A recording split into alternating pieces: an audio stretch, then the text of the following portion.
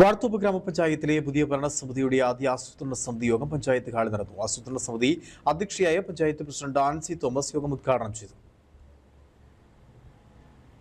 വാഴത്തോപ്പ് ഗ്രാമപഞ്ചായത്തിലെ പുതിയ ഭരണസമിതിയുടെ ആദ്യ ആസൂത്രണ സമിതി യോഗമാണ് പഞ്ചായത്ത് ഹാളിൽ നടന്നത്. ആസൂത്രണ സമിതി അധ്യക്ഷയായ പഞ്ചായത്ത് പ്രസിഡന്റ് ആൻസി തോമസ് യോഗം ഉദ്ഘാടനം ചെയ്തു.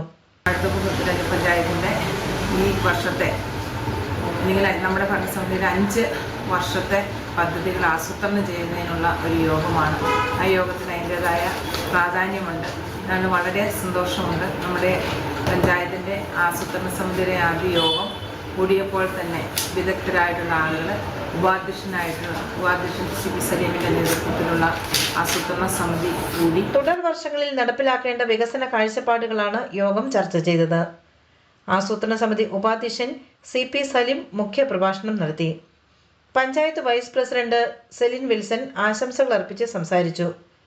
ആസൂത്രണ സമിതി അംഗങ്ങളായ ശ്രീകുമാർ S, ഷീൻ ജോസഫ്, ഡെന്നി കുമ്പാട്ട്, ഷിജോ ഞവരക്കാട്ട്, സിബി തകരപ്പള്ളി, ഷോബി ജെയ്സൺ, പ്രഭാ തങ്കച്ചൻ എന്നിവർ യോഗത്തിൽ പങ്കെടുത്തു. പഞ്ചായത്ത് അസിസ്റ്റന്റ് സെക്രട്ടറി യേശുദാസി മേരി നന്ദി അർപ്പിച്ചു.